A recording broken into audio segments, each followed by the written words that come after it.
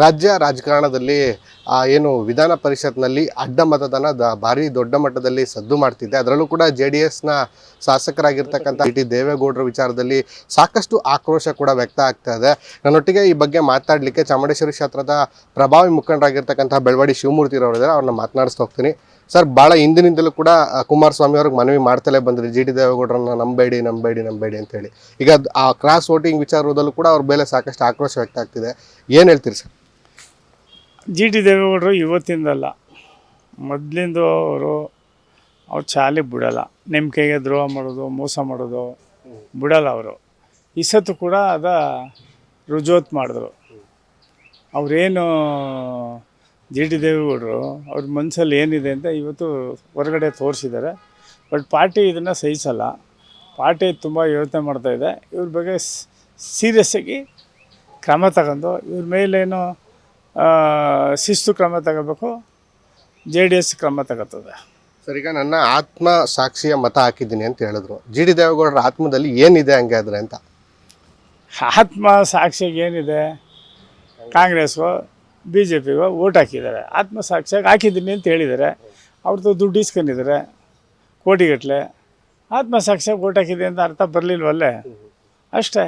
ಅವರು ದುಡ್ಡುಗೋಸ್ಕರ ಏನು ಬೇಕಾದ್ರೂ ಮಾಡ್ತಾರೆ. ಯಾಕೆಂದರೆ ಅವರು ಪಾರ್ಟಿ ಬಿಟ್ಟು ಬೇರೆಯವ್ರಿಗೆ ಓಟ್ ಹಾಕ್ತು ಅಂದ್ರೆ ದುಡ್ಡೇ. ಇದೆಲ್ಲ ಕುದುರೆ ವ್ಯಾಪಾರ ಅಲ್ವೇನ್ರಿ? ಈಗ GT ದೇವೇಗೌಡರನ್ನ ಹೊರತುಪಡಿಸಿ ಕೂಡ 3 ಕ್ರಾಸ್ ಔಟ್ ಆಗಿದೆ ಸರ್. ಇದ್ರ ಹಿಂದೆ ಯಾರಿದ್ದಾರೆ ಅಂತ ಅನ್ಸುತ್ತೆ?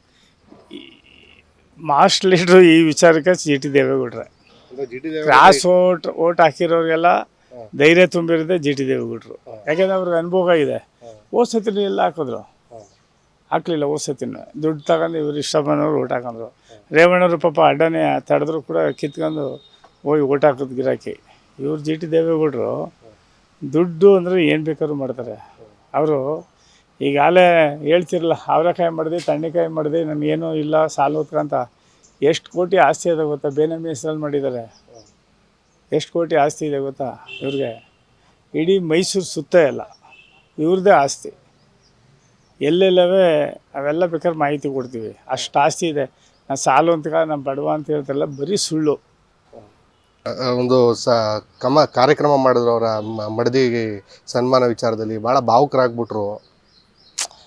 ಅವೆಲ್ಲ ನೋಡ್ರಿ, ಯಾವ್ಯಾವ ಟೈಮಲ್ಲಿ ಏನೇನು ಮಾತಾಡಬೇಕು ಅಂತ GT ದೇವೇಗೌಡರು ಮಾತಾಡ್ತಾರೆ. ಏನಲ್ಲೆಲ್ಲ ತಗೋರ್ಗೆ ಅವ್ರ ಹೆಂಡತಿಗೆ ಸನ್ಮಾನ ಮಾಡಿದ್ರು, ಮಾಡಲಿ. ಅದಕ್ಕೆಲ್ಲ ಇವ್ರದ್ದೇನಿದೆ ಅಲ್ಲಿ ಕಣ್ಣೀರು ಹಾಕುವಂಥದ್ದು?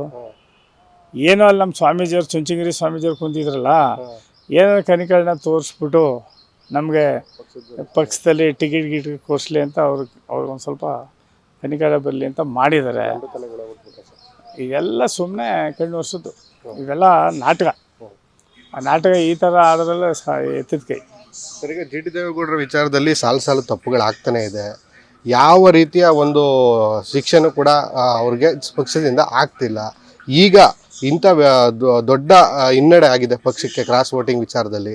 ಈಗ ಏನು ಆಗ್ರಹಿಸ್ತೀರಿ ಕುಮಾರಸ್ವಾಮಿ ಅವ್ರಿಗೆ, ದೇವೇಗೌಡರಿಗೆ ಅಂತ? ನಾವೇನಿಲ್ಲ, ಕುಮಾರಸ್ವಾಮಿ ಅವ್ರಿಗೆ ನಾವು ಆವಾಗಲೇ ಹೇಳಿದ್ವಿ. ಕುಮಾರಸ್ವಾಮಿ ಅವ್ರಿಗೆ ಆಗಲೇ ಹೇಳಿದ್ವಿ ನಾವು, ಇವ್ರನ್ನ ಪಕ್ಷದಲ್ಲಿ ಇಟ್ಕೊಂಡ್ರೆ ಪಕ್ಷಕ್ಕೆ ಡ್ಯಾಮೇಜ್ ಆಗುತ್ತೆ. 3 ವರ್ಷದಿಂದ ನಮ್ಗೆ ಯಾವ ಸಮಾರಂಭ ಕಾರ್ಯಕ್ರಮ ಏನೂ ಇಲ್ಲ.